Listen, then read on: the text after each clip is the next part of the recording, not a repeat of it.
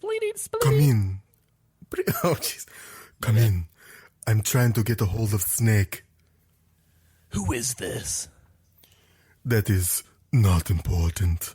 I'm here to tell you about Metal Gear Mondays and all of the links that you can get to. Metal Gear? Metal Gear Mondays, you idiot. But it's Saturday morning. That doesn't matter now. What I need you to do is ignore all the links you are about to hear in this episode of Metal Gear Mondays and go to these links instead. Links? Oh, it's the censorship. No, go to these links instead. I will help you. If you'd like to go and talk to the group about Metal Gear Mondays, go to facebook.com/Metal Gear Mondays. Set your codec frequency. Facebook.com? Facebook.com. Or you can go to patreon.com/Metal Gear Mondays if you want to support the show. But who supports podcasts? Everybody. Where The else can I podcasts go? are for everybody. You can also go on Twitter at Metal Gear Monday. We couldn't afford the S at the end. I've definitely been there before. Yes, this message will not self-destruct, but you must be careful because there's mines there. Ugh. Oh, you idiot.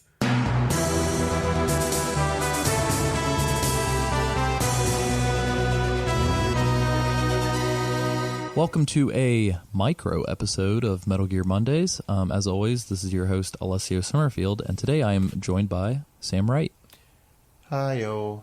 Originally, we were going to have Isaac join us on this. However, due to time constraints, he had to part. So as always, many thanks to Isaac for being a part of the show. We actually just wrapped on our Metal Gear Solid 2 episode.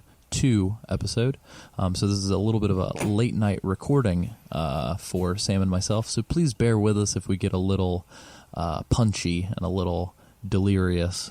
It's pretty late at night. I also want to throw this out there that this evening I was watching a very important football game, and I may or may not have several shots of Crown Royal on my body right now. Nice. Which I hid pretty well during the episode, I want to say. Sure did.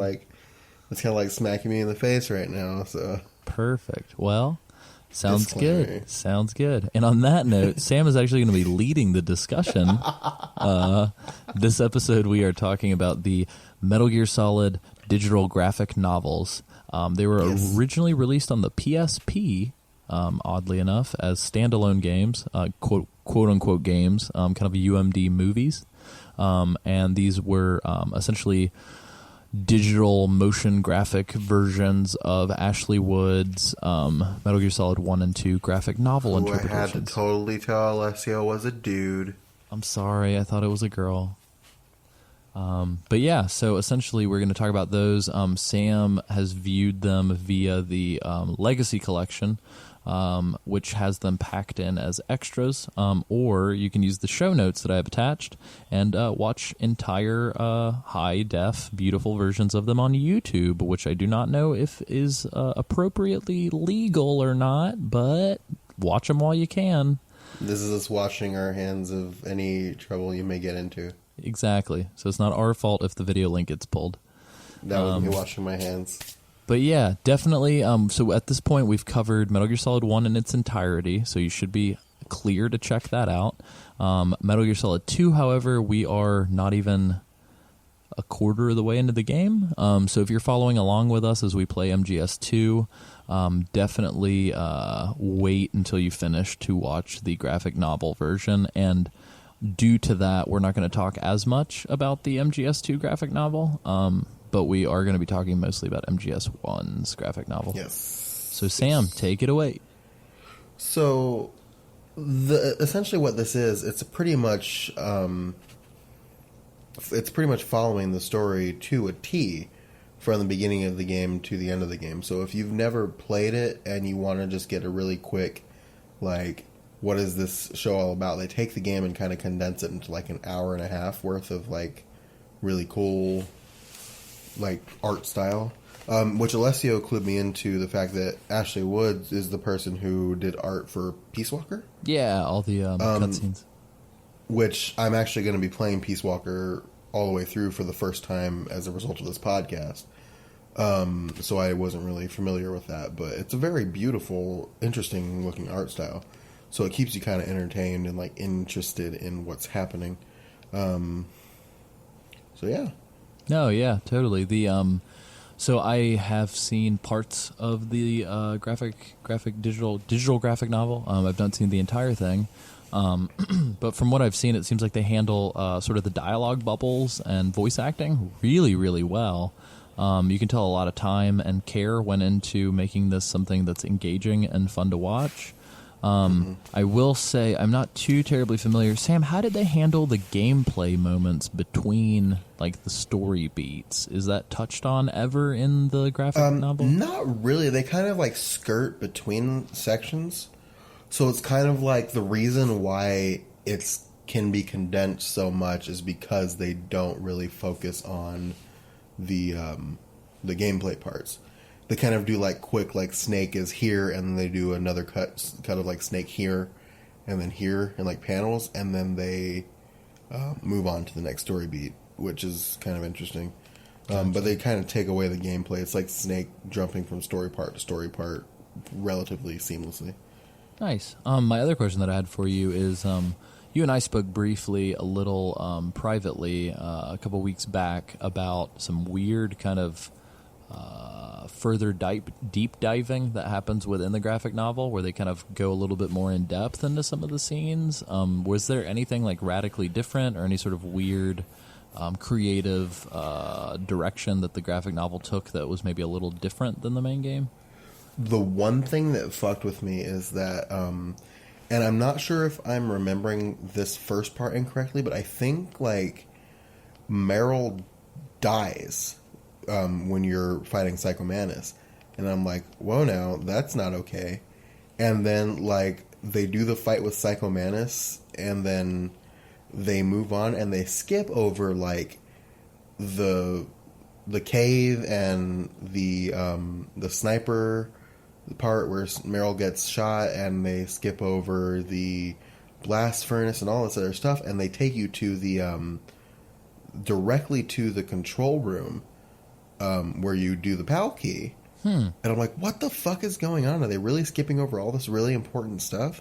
And then like out of nowhere fucking Master Miller shows up. What? Yeah. And I'm like, what the hell is going on? And they do like a bunch of like weird stuff, and they have a conversation, and they're like traveling, they're like running through this whole section. And then you get to like a certain point, and Liquid and Ocelot show up, I think. And like I said, it's been a little bit since I watched this, so I may be remembering this weird, but somebody shows up, and I think it was Liquid and Ocelot, and they start having this conversation, and Master Miller's like telling Snake to shoot them, and Snake's like, something weird's happening here, and he shoots Miller. And then it turns out that whole thing was just one of Psychomantis' like mind tricks. Oh. So it takes you back to that fight, and it actually plays out the way it's supposed to, and then the rest of the graphic novel plays out actually how it's supposed to. That's nice. It's a nice little Easter egg for people watching, and it's also kind of a nice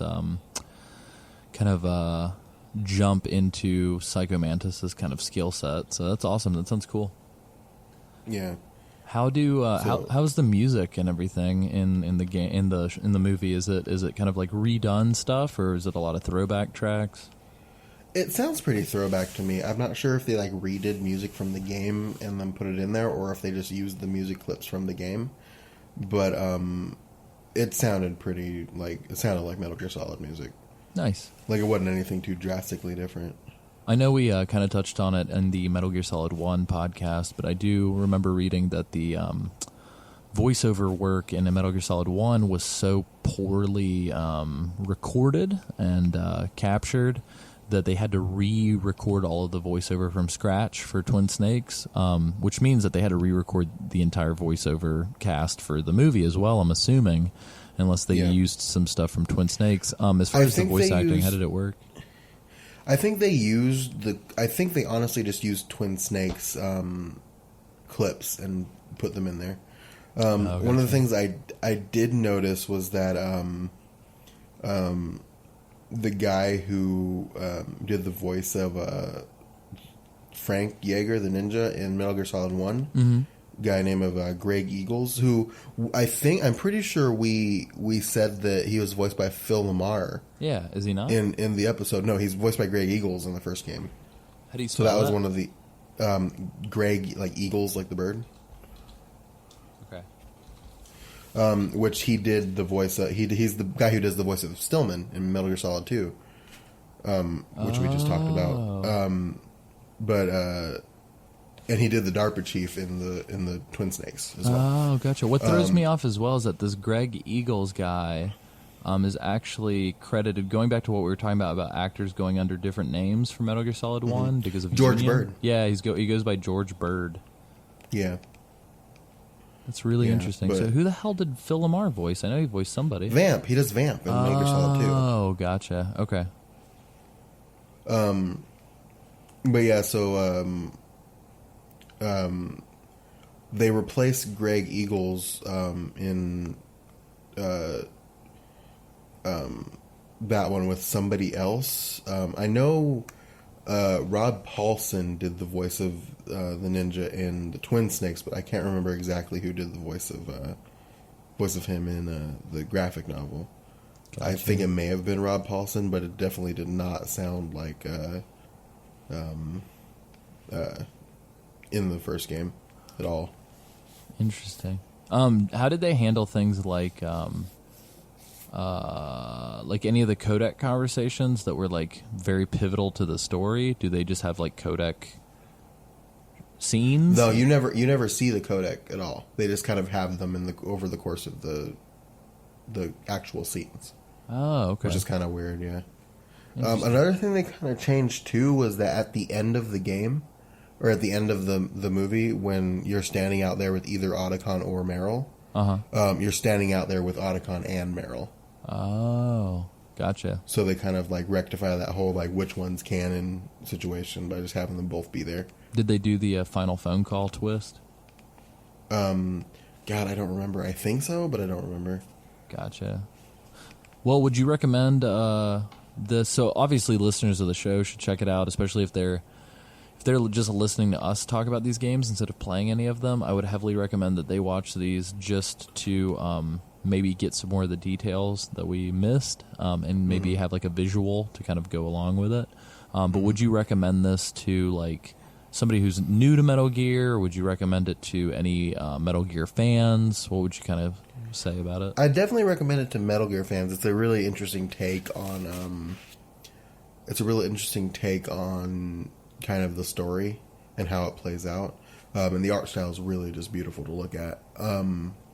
As you know from playing Peace Walker, one of the things I will say, like assuming that you are joining us in this podcast without having played Metal Gear Solid 1 or listened to that section, you don't want to go back, you just want to start with 2, definitely check out the first graphic novel, because it's going to take you like an hour, and you're going to be able to like get all the important story elements from Metal Gear Solid 1, and then you'll kind of understand a lot of the references we're making throughout us playing 2.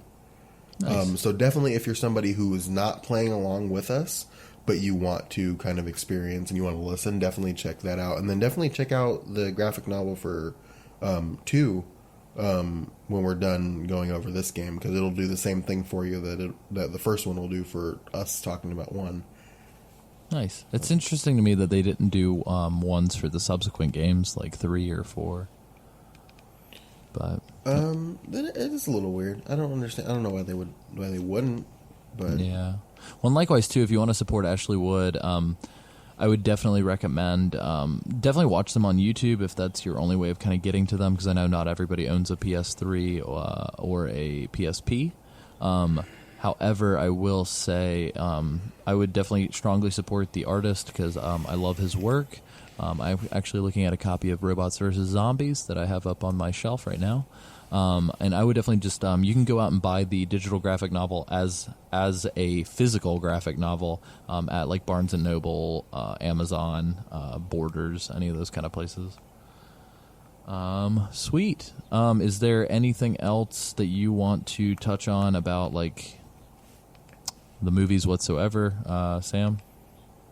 I really just like how they did it. Like it was just a very smooth, like, thing to watch. I actually kind of want to hear. I know we don't want to spoil major story elements because we're playing through the game now, but I do want to hear like kind of what you think about the second one, because I actually didn't get time to watch the second one. I've only watched the first one.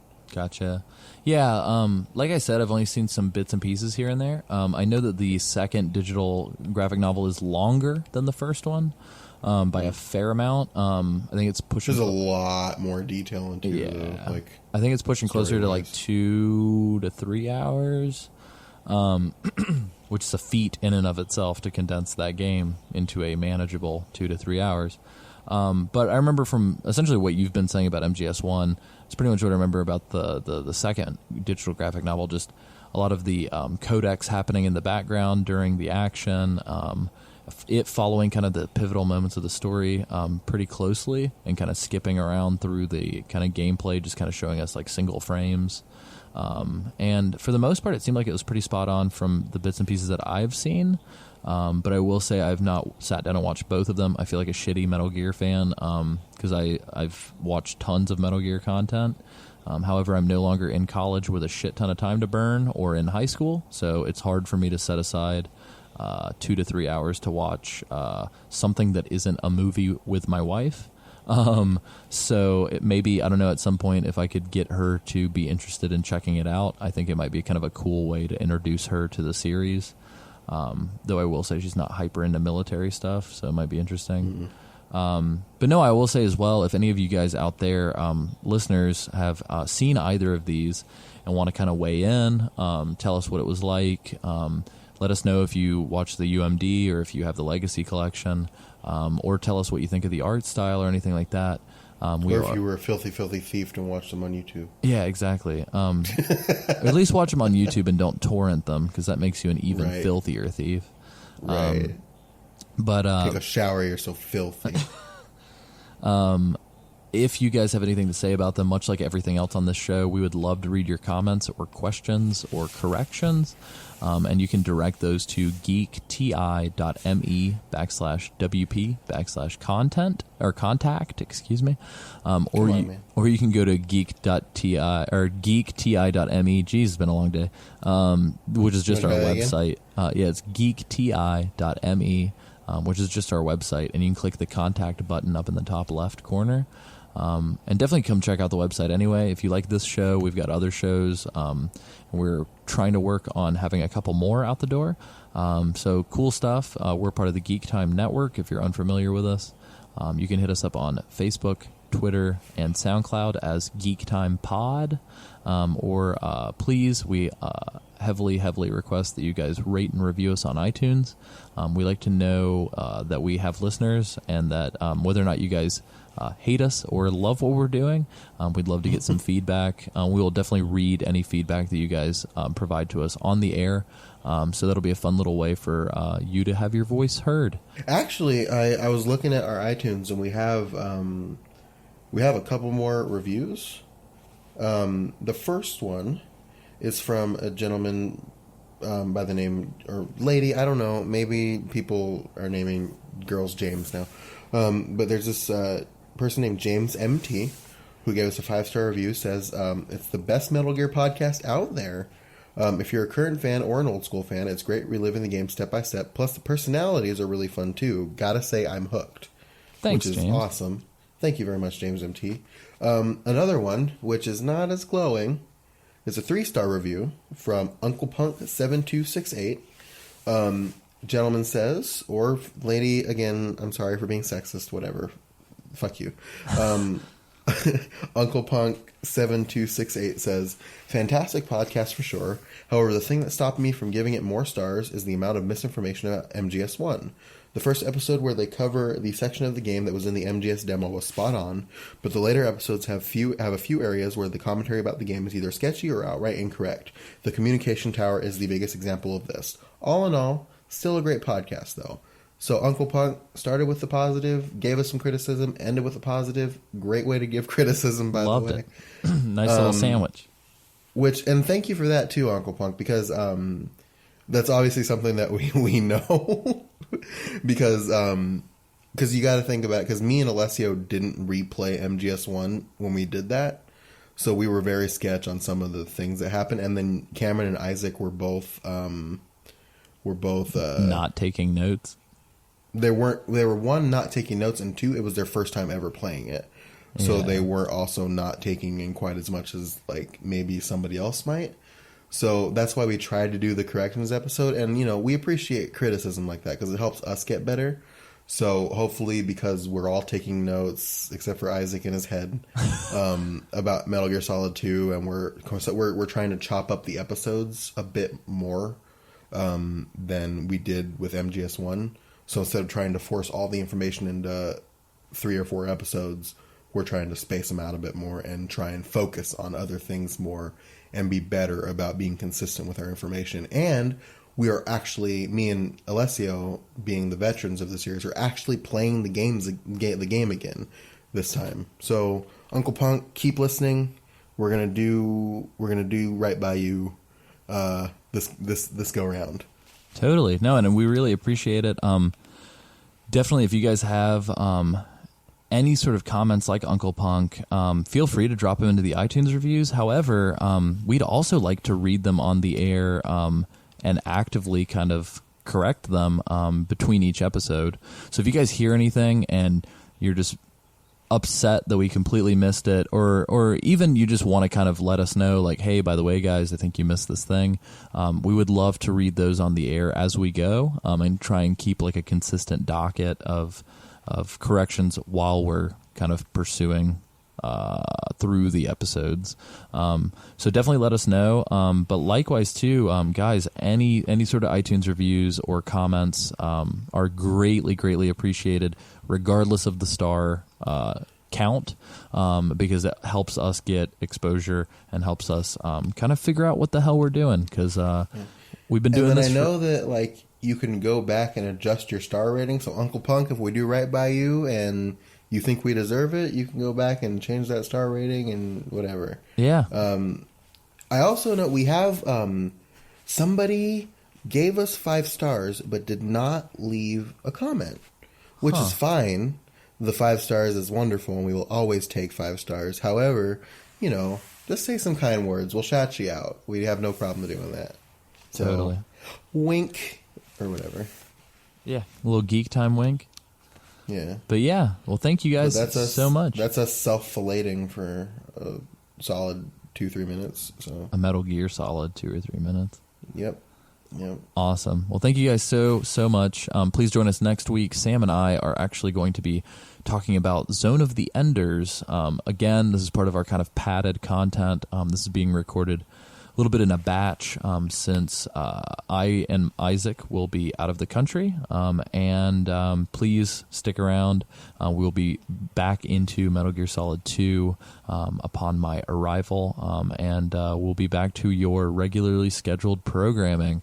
But please, if you are big into anything Kojima has his fingers on, or if you like mecha kind of action-y games, or if you're a fan of Zone of the Enders, please check out the episode next week. It will be another micro episode, so it will be nice and digestible and sitting under 30 minutes. Yes. And please remember, it's just a box. Just a box.